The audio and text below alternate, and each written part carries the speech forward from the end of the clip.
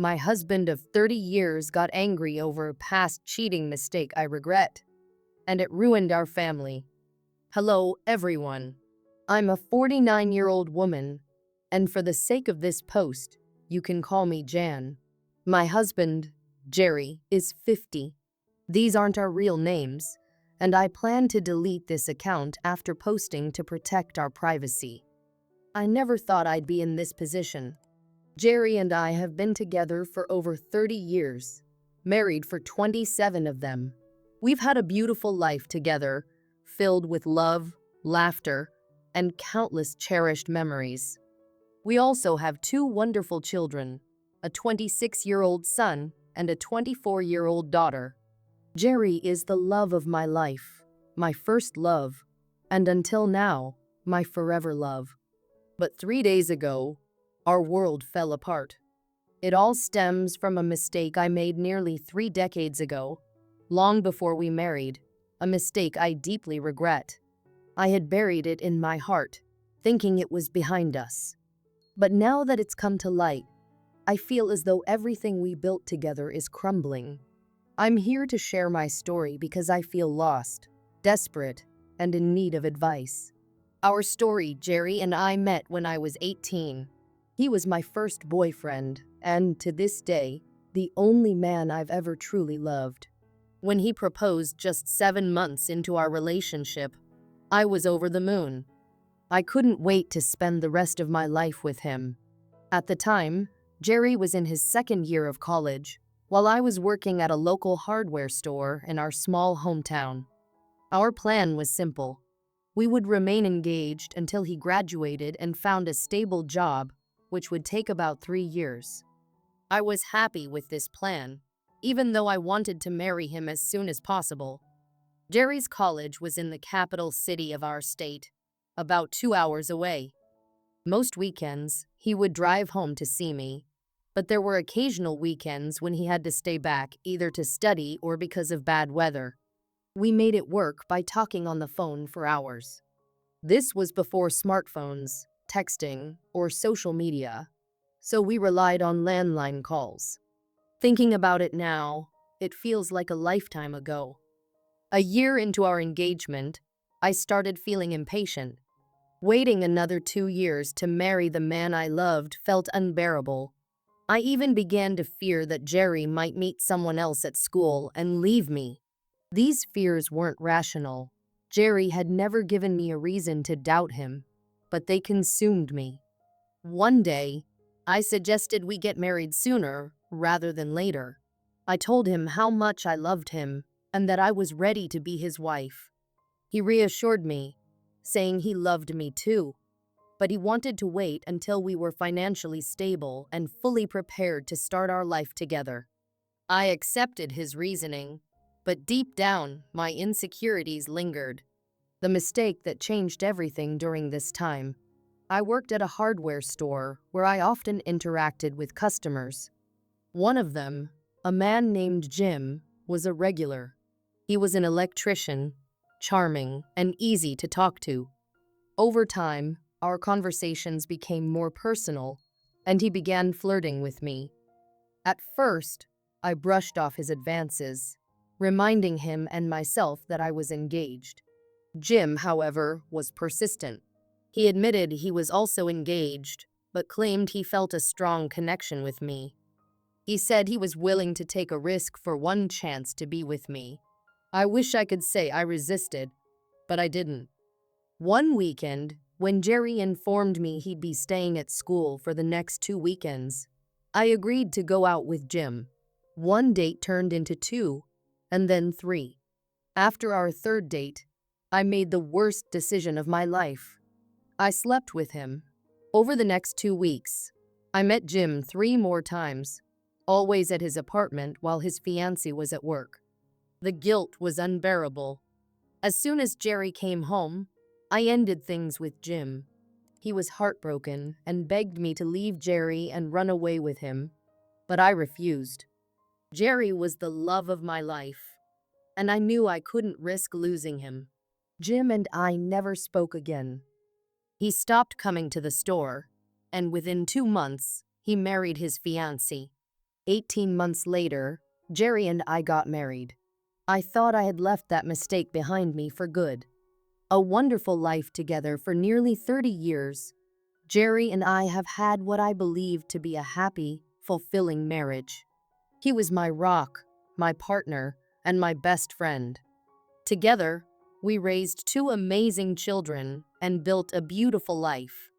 Jerry was the provider and protector, while I stayed home to manage the household and care for our family. I loved being a stay-at-home mom, and I took pride in creating a warm, loving environment for us all. I never cheated again, and I devoted myself entirely to Jerry and our family. I thought our love was unshakable. The discovery 3 days ago, everything fell apart. Jerry was cleaning out our basement, sorting through old boxes, and transferring items into plastic storage bins. Among those boxes was one I had completely forgotten about, one that contained my old diary. I had kept a detailed diary throughout my teenage years and into my early 20s, right up until a year before Jerry and I married. In it, I had written about my affair with Jim. Jerry found the diary and read it. When he came upstairs, his face was filled with disgust and anger. He handed me the diary and began reading aloud the pages detailing my betrayal. I begged him to stop, trying to explain, but he wouldn't listen. When he finished, he simply said, "Pack a bag. You're going to your parents' house." I pleaded with him, even getting down on my knees, but his anger was unrelenting. For the first time in our 30 years together, I saw a side of Jerry I had never seen before. He was livid, heartbroken, and inconsolable. The fallout since then, things have only gotten worse. Jerry shared the diary pages with our children, who are now furious with me. My daughter called to berate me, questioning how I could do such a thing to her dad. My son has refused to answer my calls or respond to my messages. To make matters worse, Jerry has been going out to bars, a place he rarely frequents, and openly discussing the affair with friends and acquaintances. People in our small town, with a population of just 3,600, now know about my mistake. Jim's wife, Susie, also found out and called me, hurling insults and telling me to stay away from her family. She has since kicked Jim out and is reportedly planning to divorce him. Rumors are swirling that she had been unfaithful for years and might be using this as an excuse to end their marriage. Meanwhile, I'm staying with my elderly parents, who are devastated and disappointed. Where we stand, I've been sending Jerry heartfelt messages every day, expressing my remorse and love. I've told him over and over how much I regret my actions and how committed I've been to him ever since. But he hasn't responded. Jerry has asked for a week to think things over. During this time, I've heard that he's been meeting with Susie. I don't know if they're simply commiserating or if there's something more going on. The uncertainty is tearing me apart. My feelings, I know I made a terrible mistake all those years ago. If I could go back and undo it, I would. But I also believe that our life together, the love, the family, the memories, was real. It wasn't built on a lie. Jerry says he feels like our entire marriage is a sham, but I don't agree. I've been faithful and devoted to him for nearly 30 years. I believe he's overreacting, letting a mistake from the past destroy everything we've built. Advice needed. How do I show Jerry that our marriage is worth saving? How can I rebuild trust and convince him that our life together wasn't a lie? Is there any hope for us? Thank you for reading my story and for any advice you can offer. First and foremost, I want to express my deep gratitude to everyone who took the time to offer their feedback and share their thoughts with me. It has truly been a guiding light through this very dark and uncertain period in my life. The advice I've received has been incredibly valuable, and I've been trying my best to follow it. One piece of advice that stood out to me, and one I'm grateful for, was to give my husband the space he needs. Many of you suggested that I allow him time to process everything, to reflect, and that I should assure him that I'll be here when he's ready to talk. So, that's exactly what I did. It's been a few days now, and while I have yet to hear directly from him, I've received reports through mutual friends who have seen Jerry around. They mentioned that he seems to be doing well, which gives me a small sense of comfort.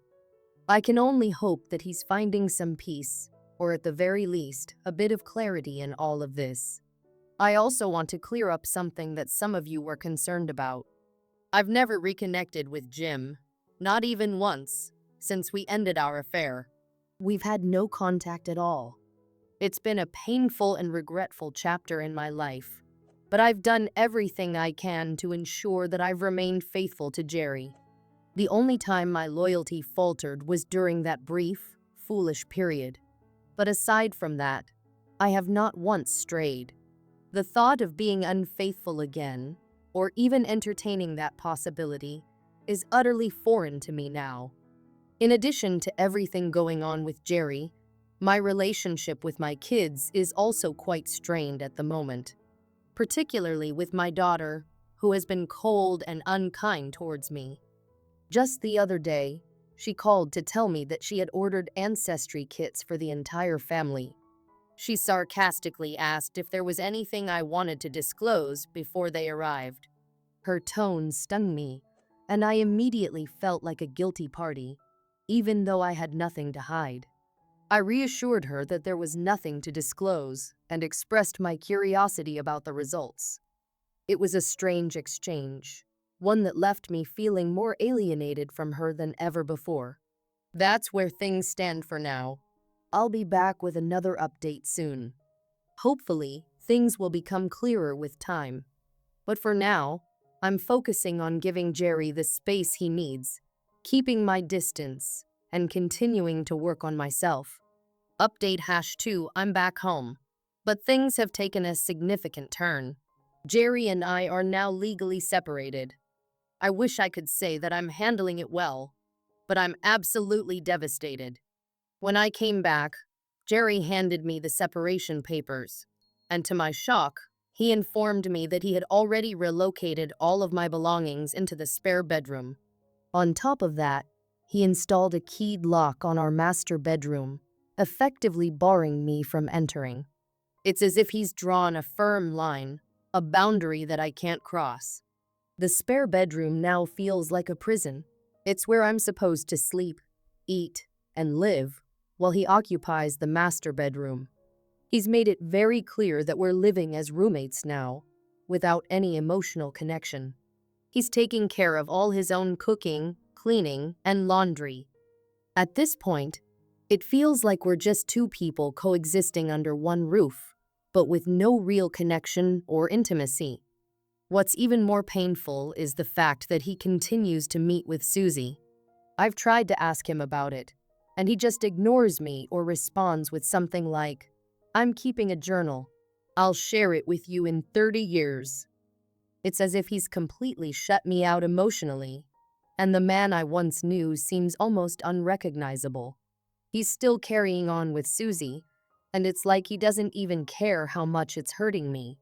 Whenever I attempt to get close, to initiate any kind of intimacy, he's dismissive and harsh, telling me to go to Jim if I need something. It's cruel, and it cuts deep.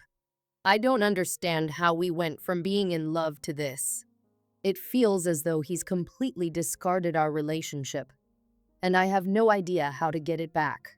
A close friend of mine recently told me that she heard from her husband that Jerry was at a local social club with a group of men.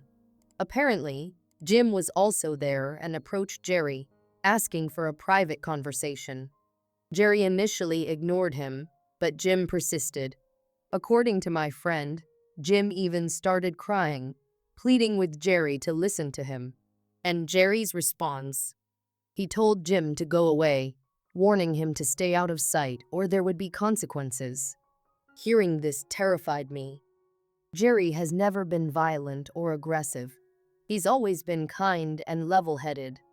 The idea of him threatening someone, especially Jim, just doesn't make sense. But now, I can't help but wonder if something has shifted inside of him, mentally and emotionally. Has all the pain, all the betrayal finally broken him? Is he turning into someone I no longer recognize? At this point, I'm still complying with his wishes. I'm giving him the space he asked for and assuring him that I'll be here whenever he's ready to talk. In the meantime, I'm considering finding a part-time jobs to keep myself occupied. There's not much else for me to do now that Jerry has taken over most of the household duties. It's like my role in this house has been stripped away. I don't know who I am anymore, and it's suffocating. Final update. It's been a while since my last update, and I'm sorry for the silence. But I feel it's time to share what's been happening. Things have only gotten worse, and I'm now officially divorced. The finality of it is crushing, but I have to accept it. Jerry and I carried on as roommates for 2 months, living under the same roof, and during that time, I began to believe that maybe we were going to be okay. Maybe there was still hope for us. But one day, Jerry asked to talk, and the moment he spoke, I knew something had changed. The anger had faded, but there was a sorrow in his eyes that I had never seen before. What he told me shattered my world. He said that he no longer had romantic feelings for me. He wanted a divorce, and there was nothing I could say or do to change his mind. He told me that the memories of my affair with Jim had forever tainted our relationship, and no matter how much he tried, he couldn't erase them from his mind. I pleaded, begged, and cried for days, but his decision was final. There was nothing left to salvage. He also shared that he had requested a transfer to the Tampa office and would be relocating closer to his parents, our daughter in Orlando, and our son in Atlanta. The realization that he would be leaving felt like a heavy blow to my chest. I'm completely alone now. I've been seeing a therapist 3 times a week. She's been helping me process the emotions, but it's not easy. She explained that the discovery of my affair has fundamentally changed Jerry, and that he's no longer the man I married. She encouraged me to grieve the loss as though he had passed away because, in a way, he has. The man I once knew is gone, and I can't bring him back. My children, too, have been struggling with the divorce. At first, they were angry with me, but now they're heartbroken. They wanted their father to come around, to forgive me, and to reconcile. But Jerry had already made up his mind. In the midst of all this heartbreak, there's a small silver lining. I'm planning to visit my son in Atlanta and my daughter in Orlando for the holidays. It will be nice to spend time with them and try to heal from the pain. Jerry invited me to stay with him at his new place outside Tampa. It's a strange request, but I accepted it. Maybe he's starting to see things differently. Maybe he just needed distance to clear his head. And that's where things stand now. My emotions are all over the place. Part of me hopes that we can reconcile, that Jerry still loves me, but another part of me knows that things may never go back to the way they were. Whatever the future holds, I will continue to move forward, one day at a time. Story 2. The unexpected betrayal in July. My wife, who's 34, went on a quick work trip from Thursday to Saturday morning. It seemed like just another business trip. On Saturday evening, we attended my stepdad's birthday dinner, and everything seemed perfectly normal. We were laughing, enjoying the evening, and life seemed simple. But then, everything started to change. On Sunday, we continued our usual routine, running errands and grocery shopping, preparing for the upcoming work week. Monday came, and again, things seemed fine. We exchanged our usual texts throughout the day. But then, on my way home from work that day, she texted me. She mentioned that she thought she had a yeast infection and was going to get checked out. I felt bad for her and made a light-hearted joke, saying, "Hopefully, It's nothing serious. Little did I know, her response would unravel everything. I asked her if he finished inside, and she insisted he didn't. She claimed he pulled out and did it on her stomach. But I couldn't shake the feeling that something wasn't right. It turns out he had HSV, and he passed it to her. What she thought was a yeast infection, and later thrush in her throat, was actually an HSV outbreak. When she told me everything, I was crushed. I felt heartbroken, devastated, and completely in disbelief. I struggled for months after what we called D-Day, Discovery Day. It hit me so hard that I ended up needing medication just to stabilize myself. I knew something was physically wrong because I felt terrible all the time. My blood pressure had spiked to 149 by 127. No wonder I felt so awful. To give you some context, we had a strong marriage. We were often seen as the ideal couple, the ones everyone looked up to. Even my father called us Ken and Barbie. We weren't a couple with glaring issues. But everything changed in an instant. When I confided in my closest friends and family, they were in shock. Everyone reacted the same way. Wide-eyed disbelief, all asking, "Are you serious?" It wasn't just a shock to me, it was a shock to everyone who knew us. She's been seeing a counselor to unpack what happened, trying to understand why she made the choices she did. She admitted that out of all the times she'd been approached by other men, she doesn't know why she gave in this time. But honestly, the reasons don't matter. What happened, happened. And one moment is all it takes to tear a marriage apart. She told me that he made her feel wanted, gave her attention, and told her she was beautiful. If that was all it took, then she clearly has deeper issues to confront. She wasn't mature enough to recognize that something was wrong before it was too late. I realize it takes two to create a problem, and I acknowledge my own role in this. I could have been a better husband, more attentive, more engaged, and more of whatever she needed. But that doesn't change the fact that I can't take responsibility for her actions, for how she treated me, for what she did to our marriage, or the pain she caused. We've been separated for over a year and a half now, and while she's made some genuine efforts to make amends, the damage is just too much. The STD knowing the full extent of what happened makes it impossible for me to move forward with her. When I say I can't, I mean I choose not to. The disrespect, the humiliation, the selfishness of her actions, it's too much to overcome. She knows she destroyed what we had, and she wishes she could turn back time. But she made a series of choices that night, each one leading her down that path. At every step, there were red flags, warnings, and alarm bells. Yet she made every single choice willingly. I've tried to stay aware of my pride and keep it in check, constantly questioning why I can't move forward with her. It comes down to my values. What happened goes against everything I stand for.